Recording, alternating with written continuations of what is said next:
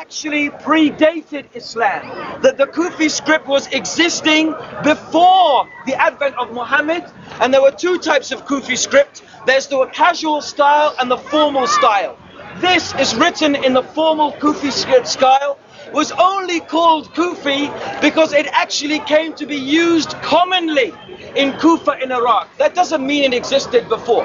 So Mr. Smith's procrastinations, okay, although he sounds very academic, and admittedly he sounds very convincing, and he brings very clever arguments, careful scrutiny of this man's arguments actually leave him nowhere to stand on. And all of his arguments have actually been refuted, not by Muslims, but by other Orientalist people who have studied Islam, okay? So there's no doubt at all that the Quran, and I have quotations here, I just casually opened some books, okay? And I have quotations here from about 3 or 4 different books which I read from, written by non-Muslims, just to show it's completely impartial. About non-Muslims, about the authenticity of the Quran, that it is, the Quran of Muslims today is the same as that was had in the hands of Muhammad 1,400 years ago. And I'd like to direct you to a man called John B. Taylor. He is the director of dialogue with people of living faiths and ideologies in the world community of churches. And he wrote in his book, Thinking About Islam, he said, "Thus we can feel confident that the Quran which we have today is, as far as is humanly possible, the text which was established within a few years of the Prophet's death." Okay? This is a man who is a Christian.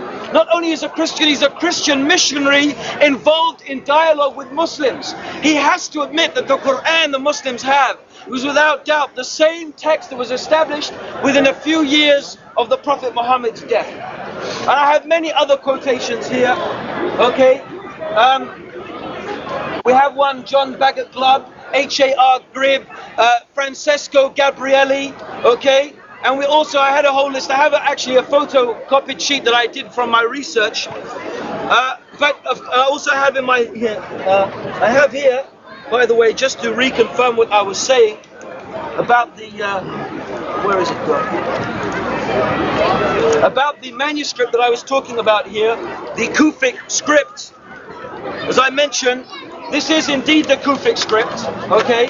That John Smith was talking about. You'll find him talking over there in speaker. And I do invite you, by the way, to go and listen to him. And I'd really like some of the people listening to him to come back to me and ask me about the points that he's raised. And I feel that I can confidently answer them, okay? Because actually, if you have any knowledge about history and about archaeology, what the guy is saying actually will make you laugh. But he's very, very convincing in the way he says it. I have to say, he's a very good debater and he's very convincing, but then so's the devil, okay? So here we have a manuscript taken from the British Museum on the front of a Quran printed by, who printed this Quran? Oxford University Press. And on the inlay here, it says, the reproduction of the front of this jacket shows part of the Quran in Kufic script from a manuscript in the British Museum. This script is the most ancient form of calligraphy in which the Quran was originally written. Okay? That's not a Muslim saying it, that's a non-Muslim. Which shows that John Smith knows that very well.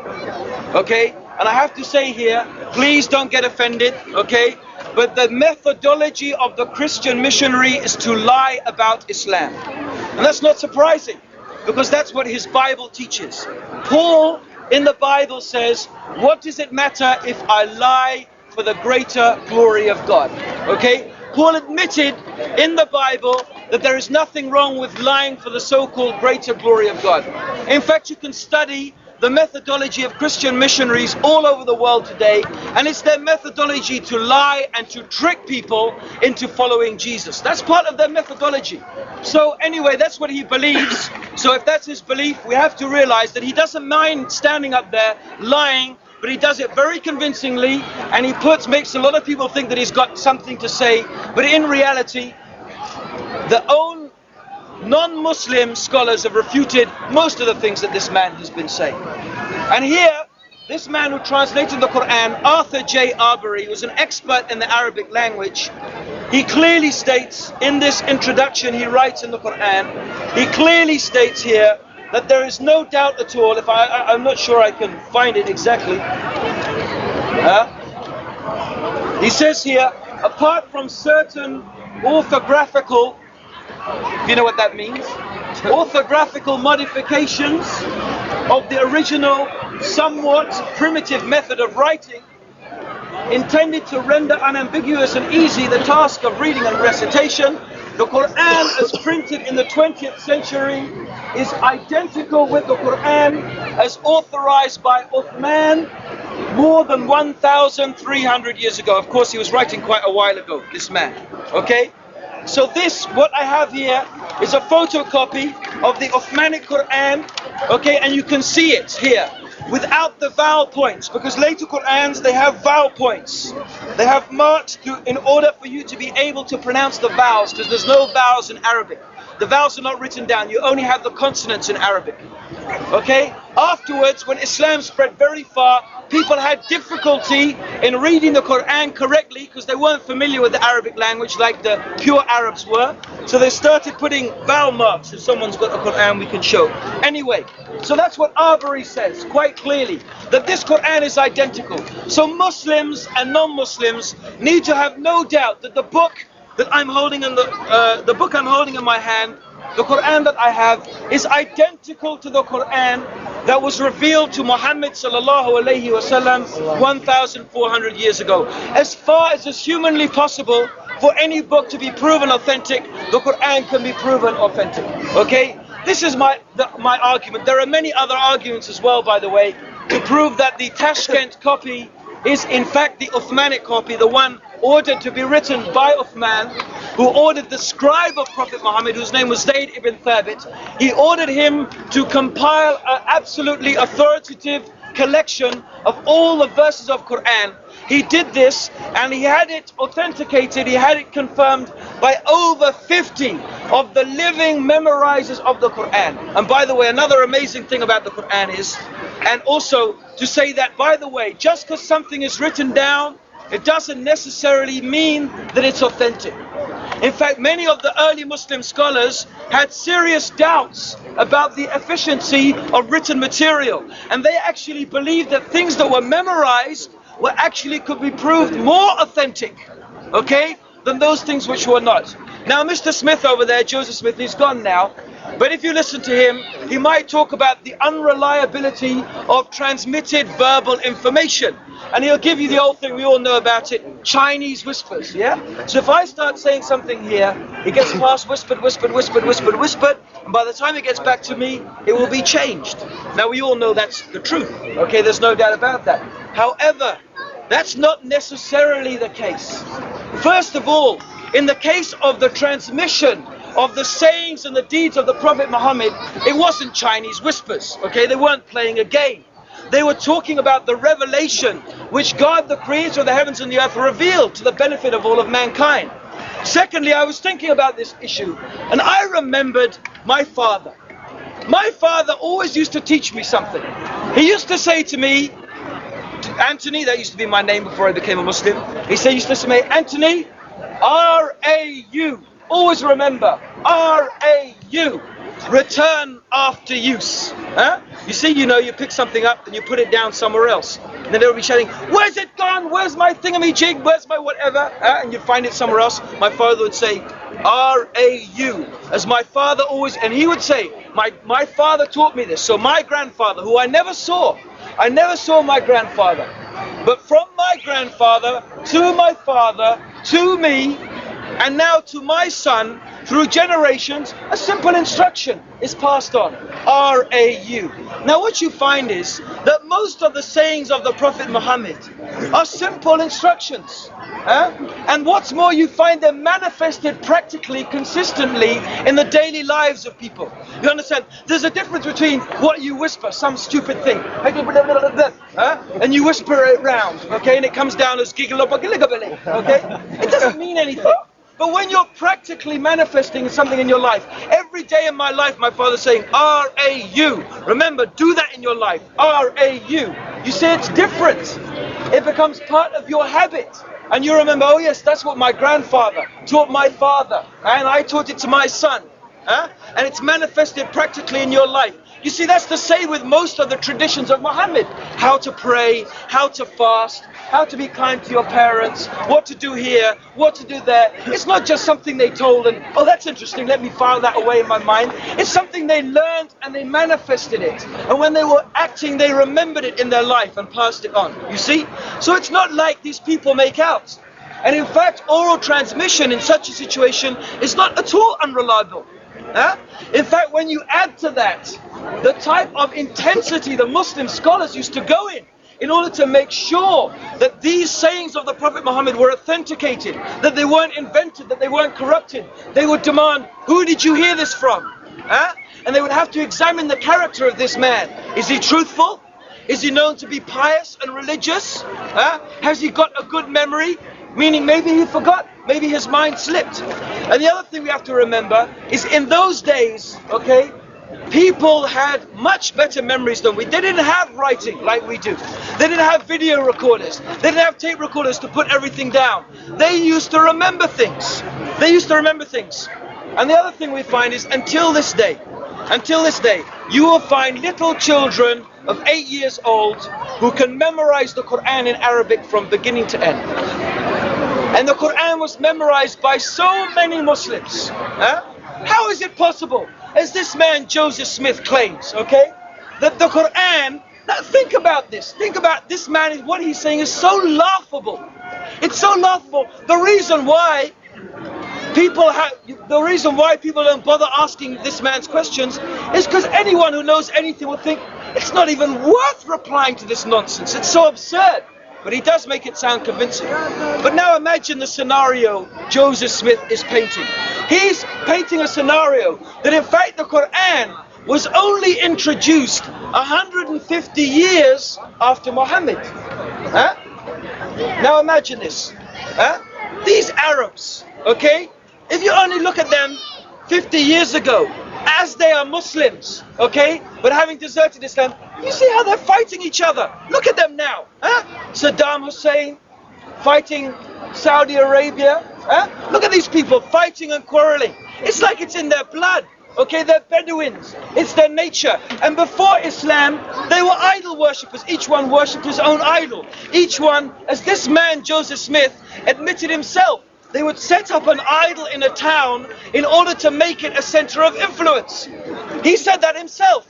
Yet he's suggesting that all these Arabs, okay, with all their different idols, fighting and quarreling each other, without any unifying force, without any single religion, managed to defeat the Persian and Roman empires. And then this man Hajjaj, who he claims introduced the Quran 150 years after the Muhammad, managed to impose this religion upon all these idol worshippers. Without any quarrel, without any complaint, with not one single word of, oh no, we're not going to give up our idols for this Quran. Nothing. Suddenly, miraculously, this man Hajjaj, of whom the Muslim scholars were actually, some of them were fighting him, the people who had memorized, it's so ridiculous. If you study Muslim history, you will laugh. But of course, most of the people are ignorant. They don't know. So people like Mr. Smith come along and they use a few snazzy words and they quote a few exotic sounding locations, and they talk about a few tablets here and there and a few inscriptions here and there. You go, oh, the Muslim faith has now been challenged. But any Muslim who has any knowledge is just laughing inside this thing. This is so ridiculous. So really, we find that we have so much proof and so much evidence to support the fact that the Quran the Muslims have is exactly the same. Isn't it enough that you can pick up a Quran in Central Mosque and you can go to China and pick up a Quran there? Then I challenge you, go to South America and pick up a Quran there. Then go to Siberia now. There's a whole lot of Eskimos, half of them apparently become Muslim. You know why? Because the Russian government, the Soviet Republic, when they wanted to conquer all these Muslim things, Tajikistan and Bukhara and stuff, the first thing they do is they arrest all the Muslim scholars. And they sent them off to Siberia. And the Muslim scholars ended up converting half the Eskimos. Okay, so now they have a huge Muslim Eskimo population. Go to Siberia, I can give you the address, I know the organization that's helping build mosques out there, and pick up a Quran from there. Everywhere you go in the Muslim world, and bring them all together. Bring them all together. And you will find word for word, letter for letter, they are exactly the same. In fact, you can go to any of these places, ask where is the Hufaz, where's the Sam, the Hafiz, where's the one who's memorized the Quran, and bring them all together, and they'll recite the Quran in the same accent. And this is the same accent that was recited by Prophet Muhammad sallallahu alaihi wasallam 1,400 years ago. And a lot of these people don't even speak Arabic. That's enough. Isn't that enough for you? How did the Quran, this one Quran, become established so unanimously across the whole face of the Muslim world without a single complaint from anybody? No one complaining, oh, well, this verse is not there and that verse is not there. If Hajjaj bin Yusuf, 150 years after Muhammad, suddenly sort of introduced the Quran like Joseph Smith claims, if he suddenly introduced it, surely you will find his opponents like Abdullah ibn Zubayr, who was fighting him, bring his own version of the Quran to say, no, no, no, God said this, supporting me. And then some other people will be saying, no, no, no, no, no. Hajjaj bin Yusuf's Quran is not the right one. I've got the real one, and here's some things saying I'm right, follow me. But no one ever did that. And if Hajjaj bin Yusuf could invent the Quran, how come no one can invent it? If he can do it, any man can do it. But the Quran, the language of the Quran, has proved inimitable. No one has been able to imitate it. No one has been able to produce one verse like it. Even the most intellectual and the greatest of the Arabic philosophers, they've tried. And the intelligent ones, they broke their pens and they gave up. They said, we can't do it. It's impossible. And only the fools amongst them, like Musaylimah the liar, he tried to bring his own Quran. And like the Qadiani imposter, Ghulam Ahmed, okay, from Pakistan, he tried to bring his own Quran. Anybody who knows Arabic, who will hear this and laugh, okay? They will just laugh. You see, people, so the reality is that we find the methodology of the Christian missionary is to lie. And I just want to give you an example from the same man down here. You'll see him every Sunday probably, Joseph Smith. I'll give you an example of his lies. Okay? If I can find it. Has anyone got one of his leaflets? The African, I saw someone with the African leaflet there. They ask serious questions to Afro-Caribbean. Come on, someone's got it. Come on, Rashid. Who's got it? I'm sure I put it here somewhere. Okay, wait a minute. So they produced this leaflet, and this leaflet is called 99 Truth Tracks. 99 Truth Tracks, okay? It should be called 99 Lie Tracks, okay? Because that's what it is. Unfortunately, I don't seem to have it. Maybe has. Okay, it doesn't matter anyway. If you pick up this leaflet of his, you'll find in this leaflet 99 Truth Tracks. There's one about Africa. It's called A Christian Asks African Muslim something something. And in it he says, right? He says that the Quran is racist and anti-black. And you know what he uses as a proof? He says, on the day of judgment, their faces will be blackened. He says, look. He says, the Quran has something against black people. Now let me ask you a question, right? If I take a white man and I stick him in a fire and he comes out, what color is he going to be? He's going to be blackened. And first of all, you see, he's messing around with the English language. You see, you call them blacks. But blacks aren't black, they're brown. Okay? That's not actually black. It's actually brown and dark brown. Okay? And the thing is that this man is so perverted. Okay? He knows he's a liar. He knows it. He knows the Prophet Muhammad said there is no difference between the dark person, the black person, and the white person. There is no difference between the Arab and the non-Arab except in piety. That's what the Prophet Muhammad said. He knows the Quran also says, that we made you, God, Allah, made you into tribes and nations in order that you may get to know one another, not that you may despise one another. He knows that's in the Quran, but he's a Christian. And he's a liar. And it's the methodology of the Christian missionary to lie. So here's 99 truth tracks. Examine most of them. They're 99 bull tracks. That's what they are. Okay? So I wish I had it with me so I could read it out. And you'll see more of them coming out. Twisting and turning and perverting. You know the biggest joke of all? When Joseph Smith in his debates, okay, was asked, or rather he asked himself, he wasn't asked, he asked himself. When Joseph Smith was asked about the Bible, Abdurrahim, why are you always doing this to me? Why is he always doing this to me? He's always there. Abdurrahim,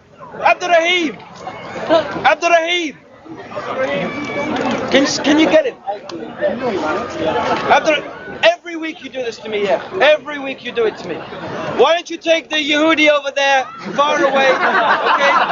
So his stench doesn't disturb us, okay? That's right. And then you can go and talk to him over there. Yeah. Take him away. Get up. See, and then Joseph Smith, he went on to say, right, that no, the Bible is authentic. Oh yeah, here's the leaflet. Huh? An African asks some disturbing questions of Islam. You know, these Christians are so desperate to insult Islam, they insult themselves. They insult their own book. You see, he's talking about slavery in Islam. First of all, slavery in Islam has never been a race issue.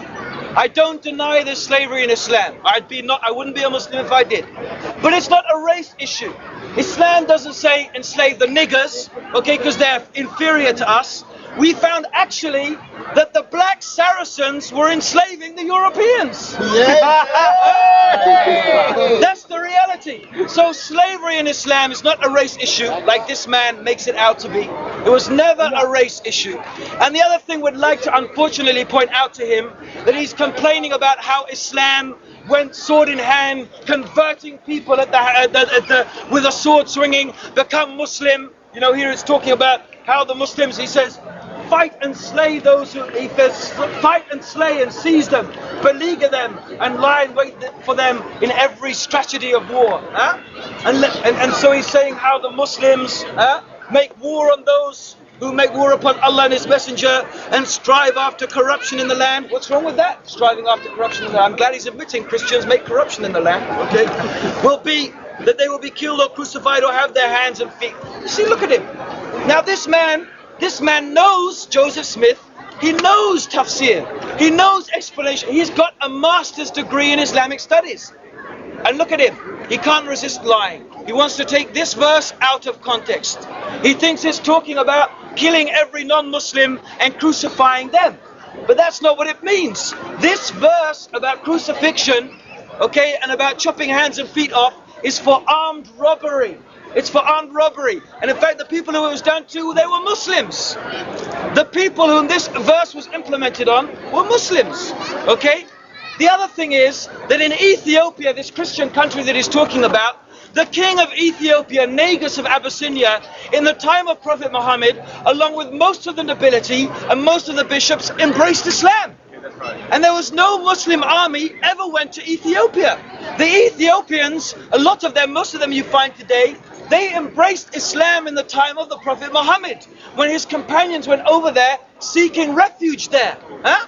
So there was no Islam being, and the other thing is, Islam says, let there be, it's in the Quran. You see, now again, you'll find the Christian lying, quoting things out of context. He knows the Quran says, let there be no compulsion in religion. Truth stands out clear from error. He knows that verse in the Quran, yet he's trying to make out that the Muslims compelled Christians in Africa to accept Islam. They didn't compel them. The Christians realized that Islam is the truth, and willingly, like they are today, I think they did an estimate about 5 or 10 years ago, in 1 year, 10 million Africans embraced Islam. Huh? Now I want to ask you a question, right? 10 million Africans embracing Islam every year. What Muslim army is in Africa today, forcing them to become Muslims? Huh? What Muslim army is in Africa today, forcing them to become Muslims? There isn't one. They're embracing Islam today as they did in the past because they know that it is the truth, and that the Quran is from Allah, and that Muhammad is his messenger. And they know that Muhammad is the messenger, and they recognize him and his description in their own books. This is why. This is why they're becoming Muslim. So we find this man, they can't resist lying, the Christians. You know why they have to lie? It's not like Joseph Smith says that the Orientalists, they keep on producing arguments against Islam because they know that Islam is not authentic. It's not like that at all. You find that the Orientalists, they keep having to lie against Islam because they can't find a decent argument. That's the reality. And you're telling me what? These people living in the 18th century, when England was ruling India, and the people who were giving the most trouble were the Muslims fighting jihad against them, they were looking honestly and sincerely as to whether the Quran was the truth or not? No, that's not the way it went. And until this day, it's not the way it goes. They say Muslims, Islam, fundamentalism, on your TV, your newspaper. But they know that's not Islam, people. They know that's just, what is that? Because they found so many mistakes in the Quran? No. They're lying on purpose because they're protecting their selfish interests. This is the reality of the situation. And these Orientalists, I tell you, every single argument Joseph Smith's brought, his arguments have already been refuted by other non-Muslim Orientalists. And I point in case Nadia Abbott. She is not a Muslim, okay? And she has written extensively, showing categorically and clearly stating the reliability both of the Quran and of the prophetic Sunnah, the statements that are attributed to the Prophet Muhammad that have been thoroughly researched by the Muslim scholars. Now what's the joke after all? Joseph Smith in his debate with our dearly beloved Jamal Badawi, who I have to admit was a bit, I wouldn't say he was defeated, but they were talking in different levels. Joseph Smith was coming with his academic what's what, and Jamal Badawi was a very polite man. I wouldn't call him the top Muslim scholar, hardly. Okay, like Joseph Smith likes to say, the top Muslim man. He's not the top Muslim man. I'm sorry, that's just not true. That's exaggerating. Okay? Okay? But Jamal Badawi, you see, he claimed in this debate that he recently had that we even know the names of the early people who wrote, you know, our Bible. It's absolute rubbish. Every single early document of the Bible, okay, and I have here with me a book. Not written by Muslims. Not written by Muslims. Here is a book written. See, you know, I don't need to preach against Christianity. There it is. That's Christianity. Now we have a book here. This book was written by a group of people called the Jesus Seminar. The man who wrote it, Robert W. Funk and Roy W. Hoover, they actually, and the Jesus Seminar is, I can't remember exactly, but it's a seminar, it's a group of about 30 to 40 and even a wider group of 50 biblical scholars, non-Muslim Christian scholars gathering together to find out and estimate what did Jesus really say. First of all, in the introduction of this book, he says that we have the earliest complete biblical manuscript that we have is dated 325 years after Jesus. It's the Codex Sinaiticus. You find it in the British Museum. It actually has an extra gospel, the gospel according to the Shepherd Hermas. It has serious differences from what you call your modern day Bible. But the oldest complete biblical document is 325. The oldest sizable manuscripts actually date to 200 years after Jesus. Now I admit that the Muslims also, we have manuscripts, okay, and most of the sayings of the Prophet Muhammad were not written until about 200 years after, but there's a big difference. First of all, remember, Christianity was a small cult, constantly being threatened, constantly being attacked by the Roman authorities. Islam, however, in a very short time became a world empire, okay? So we can see how the authenticity of Christian manuscripts must be much more questionable, very questionable. Matthew, Mark, the so-called Matthew, Mark, Luke and John, the four Gospelers, according to the Jesus Seminar, according to the Jesus Seminar, right? They say that Matthew, Mark, Luke, and John, here it is. It's written right here. All the Gospels originally circulated anonymously. All the Gospels originally circulated anonymously. Authoritative names were later assigned to them by unknown figures in the early church. In most cases, the names are guesses, or perhaps the result of pious wishes. This is what the Jesus Seminar, but Joseph Smith stated so boldly in his debate that we know the names, even the names, he said, even the names we know. Like, it was really amazing. We actually know the names of the people who wrote the Gospels. Even the names, he said. Yet when we Muslims say that we know not only the names of the people who recited the traditions, but also the name of every single person who transmitted that tradition back to the Prophet Muhammad, you know what he says? Oh, it's just a list of names. Just a list of names. But when it comes to the Bible, we even know the names of the four Gospels.